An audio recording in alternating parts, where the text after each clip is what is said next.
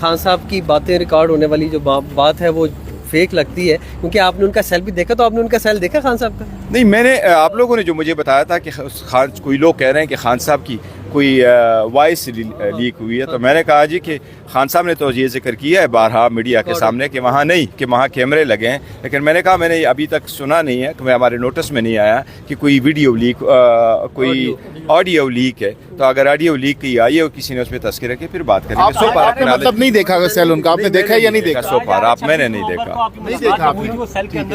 मैंने वॉइस नहीं, मैंने वॉइस नहीं सुनी है, वॉइस नोट मैंने नहीं सुनी। और सेल देखे आपने भी कभी जिंदगी में? कहा जा रहा है आप इस मुस्कुराहट को क्या समझे बैरिस्टर साहब?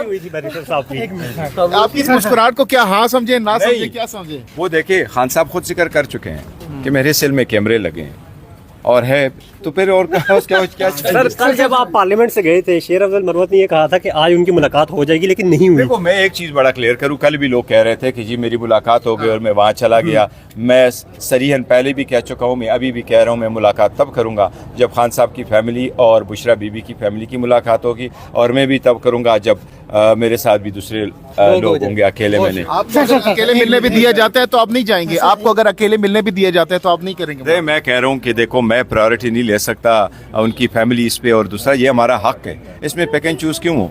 और हम तो चाह रहे हैं जी सब बात करें ना, मिल ले।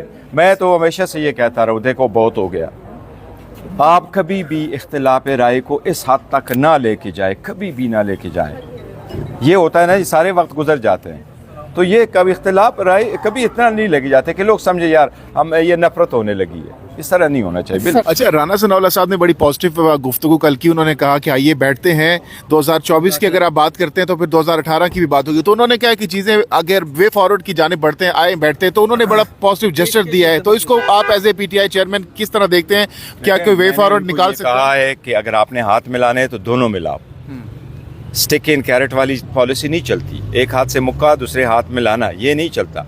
एक हाथ में मुंह में राम राम और बगल में छुरी, इस तरह नहीं चलता। देखो, ये पॉलिटिकल पार्टीज़ है, ये आवाम की बात हम कर रहे हैं, प्री कंडीशन लोग नहीं लगाते। इस बार बात करूंगा, इस पे बात नहीं करूंगा। बात करनी है तो सारों पे बात करें। अगर मेरी, देखो ना, मेरे पास अब इख्तियार नहीं है, ये इख्तियार चकज़ई साहब और अल्लामा राजा नासिर साहब के। मेरी ओपिनियन मांगा, मेरे से कंसल्ट करना चाहा, मैं ज़रूर उनको कंसल्ट करूँगा। ये सियासी मसाइल का लोग हमेशा सियासी हल ढूंढते हैं, और सियासी हल जब लोग ढूंढते हैं तो आप देखिए दुनिया लोगों ने जंगें ख़त्म की है, और इसमें कोई नहीं होता कि जी कौन पावरफुल हो कौन ना पावरफुल। जब बातें हो जाती तो सारे लोग टेबल पे एक रात टेबल बैठते हैं, अपनी सारी गुफ्तगू करते हैं और फिर हल निकालते हैं। देखो, हम कोई दुश्मन नहीं है एक दूसरे के, लेकिन सियासी इख्तिलाफात हमेशा होंगे, और पार्लियामान में कभी ऐसा नहीं होता कि सारों लोग एक ज़बान हो। अगर पार्लियामान सारी की सारी एक ज़बान हो तो मैं उसको जमहूरियत नहीं समझता, मैं उसको किंगडम समझता हूँ। किंग के जिस तरह सदाम और लीबिया के कदाफी लोग इलेक्शन किया करते थे तो वो 99% वोट लिया करते थे, ये इस तरह नहीं होता। इख्तिलाफ राय ज़रूर होता है, लेकिन अगर बात करनी है तो नेकनियती के साथ, खलूस के साथ।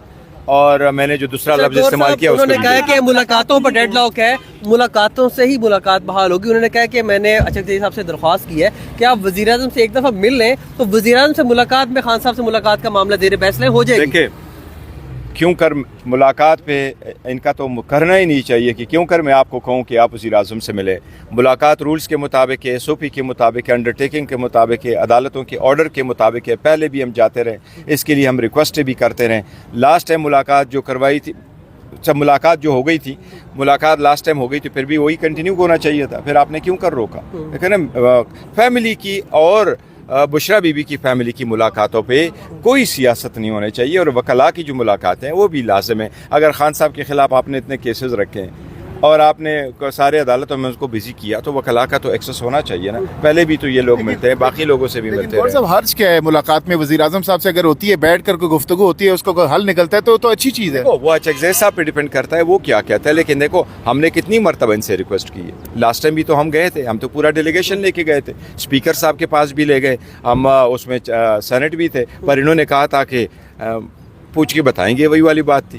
फिर हमने आप कर दिया। कौमी असम्बली के अपोजिशन लीडर बन गए हैं। राना सनाउल्लाह साहब ने भी कल कहा है कि मुज़ाकरात होने चाहिए, जामे मुज़ाकरात होने चाहिए? आप समझते हैं कि मुज़ाकरात होने चाहिए और किस लेवल पर आप समझते हैं मुज़ाकरात? देखिए, मैं हमेशा से पहले दिन से मैं मुज़ाकरात का हामी रहा हूँ, बल्कि इवन हमारा मैंडेट जब ख़त्म हुआ तो उसके बावजूद मैंने खान साहब से कई मरतबा कहा कि इन सियासी मसाइल का सियासी हल ढूंढा जाए, और खान साहब ने पहली मरतबा अनाउंस किया था, मुझे डेटें भी याद है, 20 अप्रैल 2024 को कि खान साहब ने कहा यस मुज़ाकरात करो। ये पहले इब्तिदा थी हमारी। फिर उसके बाद मैं गया खान साहब के साथ, खान साहब ने कहा हाँ अच्छा जय साहब अपने प्लेटफार्म से करना चाहें तो वो भी करें। अब ये दोनों साहिबान जो हो गए लीडर ऑफ द अपोजिशन, एक बहुत अच्छा इकदाम है, और सियासी मसाइल का सियासी हल ढूंढने के लिए इनका बड़ा एक्सपीरियंस है, उन्होंने पहले भी काम किया है। मैं ज़रूर सजेस्ट करूँगा कि हर फोरम को और हर अवेलेबल ऑप्शन को आप एक्सरसाइज करें। लोग इख्तिलाफात होते भी हैं और उसको ख़त्म भी करते हैं, और इसको ख़त्म करने के मुख्तलिफ़ तरीके होते हैं। डायलॉग उनमें से एक तरीका है, बातचीत हो सकती है